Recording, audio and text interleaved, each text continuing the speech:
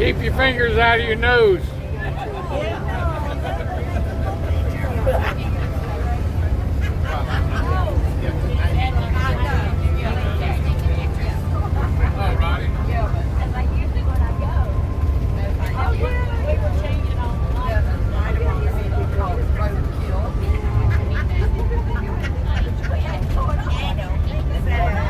I don't want to end up in either your or Claire's lap.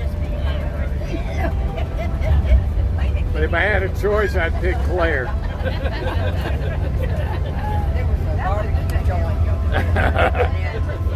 of the items on their menu was shut 'em up dogs. And they were hush puppies. And they had some cages. Would you make Jay mad? Yeah. Sitting there with his arms crossed? Shut 'em up dogs. Uh-oh, here comes Mister. They treat it right there by the... Be careful what you say. We thought maybe the guy would. Oh, I was hoping you would too, but then feel led to do that. They're not now, though. Maybe Kenny can, well, we were gonna get it down the day where they were gonna sting it. Right.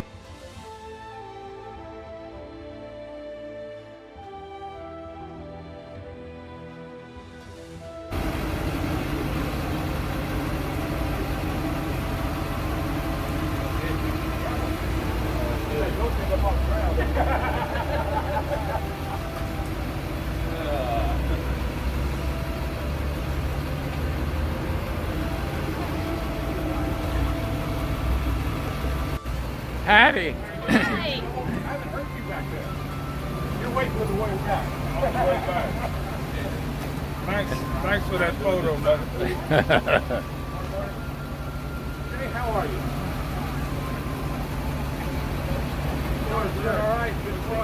Good to see you. Good. You're all right?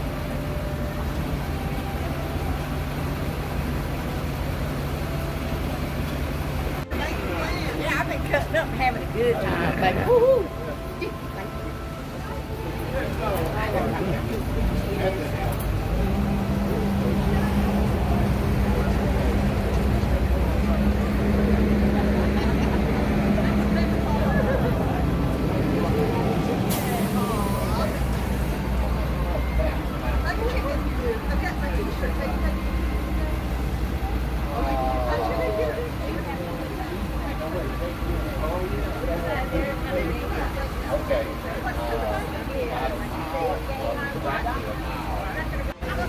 sometimes it'll move and I used to work a lot with one thing.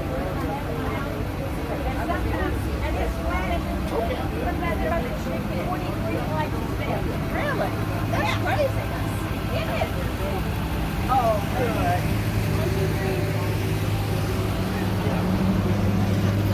Look at that inside. Come on, take a picture. Want me to take one of you? No. I want to take a picture now.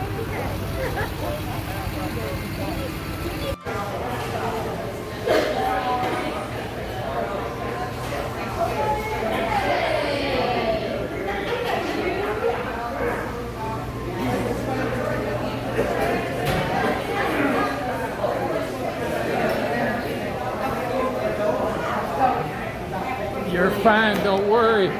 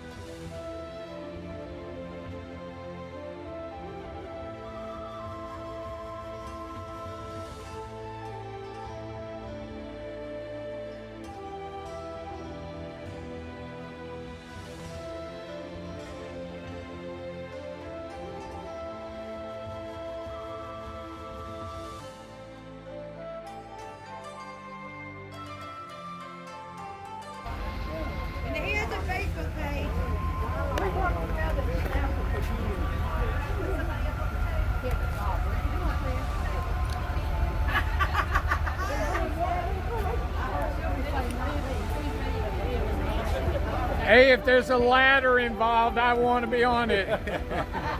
No. No ladder.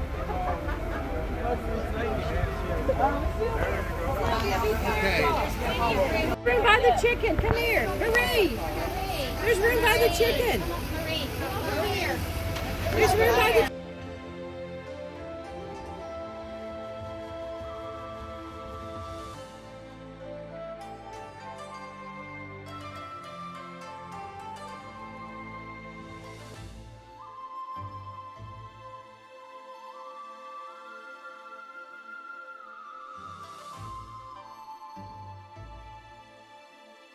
because now they're being used as prisons.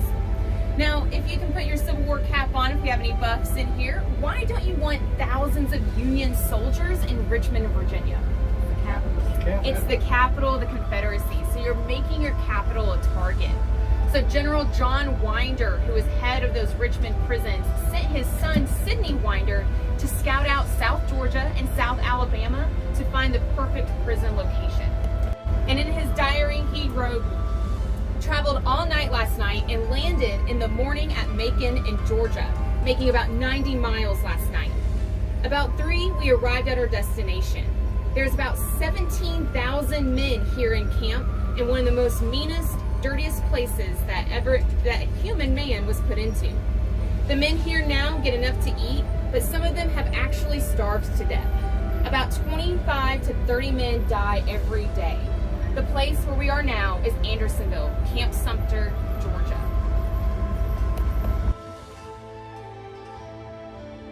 To maintain that portion of the prison site. So that takes away 5 acres of space, and the deadline takes up about 3 acres of space. So our original 16 and a half is more like 8 acres with 26,000 people. And when they expanded by 10 acres. So now we have 26 and a half acres minus 5 for the swamp area, and now minus 5 for the deadline area. We're back at 16 and a half acres with 33,000 people. So your living space is the size of a king-size bed. So that's your bedroom, your bathroom, your kitchen, your living room, and your backyard. All in that king-size bed area. And that's if prisoners are spaced out evenly. But we know from name tag they had a number assigned to them, and that number corresponded to their name, which was also written on the headstone. So their number was the only thing on the headstone, but their name was in the log. And so here we are on the expanded portion of the prison site. So this whole uphill here is that 10-acre expansion. So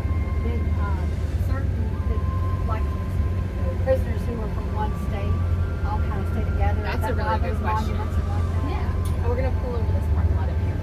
So the question was, did prisoners of certain state or regiments congregate together? And the answer is yes and no. So Wirtz divided up the prisoners here into squads, and each squad had about 90 men in it, and you were assigned a squad. So he didn't assign you based on state or regiment, just basically, oh, this squad had 60 deaths, so the next 60 people go to that squad, essentially. But you can trade in and out of your squad just as long as you let Wirtz know where you're at, because you do roll call every morning. And what Wirtz does is he's only in charge of prison discipline and ration distribution. History makes him out to be in charge of the entire prison operation, and he's not. He's only in charge of what's happening inside the 4 walls there. And so by his orders, your entire squad needs to be there for roll call, even if that person is dead. They better be laying there with their name tag on them. If someone isn't available for roll call, that means somebody has escaped. And so your entire squad doesn't get food for the day. So again, he's withholding available rations from prisoners of war as a form of punishment.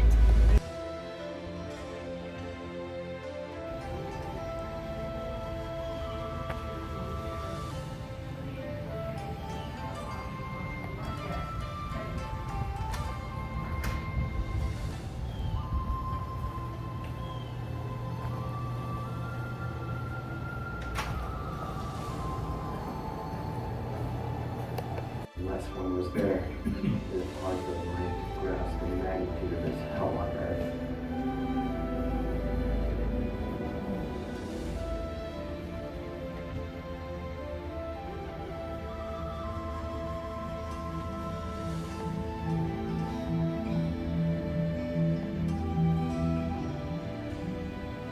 Confederacy picked Andersonville for the location of the prisoner of war camp in late 1863. Composed of bounty jumpers and natural-born thieves, ruffians.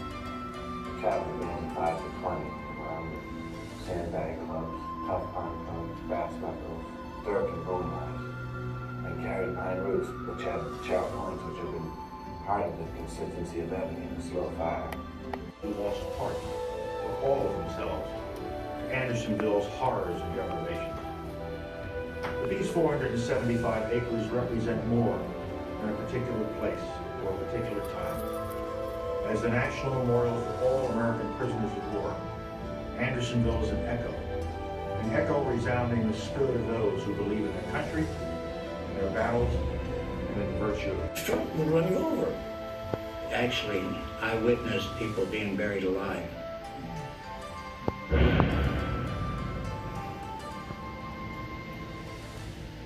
As the heavy wooden door closed behind us, my heart sank within me, and such a sense of utter and hopeless desolation crept over me as I hope never to feel again. Barracks, we were able to build a fire till we run out of bunks. And when we run out of bunks, we didn't have no more fire. 7 men would lay across, and then 6 men on top of them, and 5 on top of them, and 4 on top of them. And then every 15 minutes we would shift positions so that we could all share in keeping our bodies warm. Lots of guys, they do with their toes and we had to break everybody to get frostbitten. I'm very hungry. To have resistance. And of course the other thing was that we dreamed about having a glorious meal someday. That was the main thing was eats. But I spent, 6, 8, 10 hours a day thinking about what meal I was going to cook myself when I got home. I had this obsession with eating chocolate. I think one of the favorite dreams of food was having a large waffle covered with ice cream. You sing every song you know, you go through every musical you remember. You remember things you had totally forgotten. You can remember, because it's all in your head. You would roll up on either side of the airplane. They did victory rolls, lit their afterburners, and went straight up. And everybody was pumped in. We knew we were safe. And as we began to come up, we could see on the horizon the tail of a C-141. Actually, it's still a pretty emotional time, thinking back on it. But I can't even tell a story. I guess I did what 99% of people did. They got out and got down on the ground and they kissed the tarmac up there. When I arrived there, I called my home, which is about 25 miles away. And within a half hour, some of my people were there. I come back. I wrote every day. That was the first thing that I did in the morning. I sat down and wrote to John. In the 5 years I was a prisoner, I got it was either 2 or 3 letters. We had to all write on a form, and it was only 7 lines long.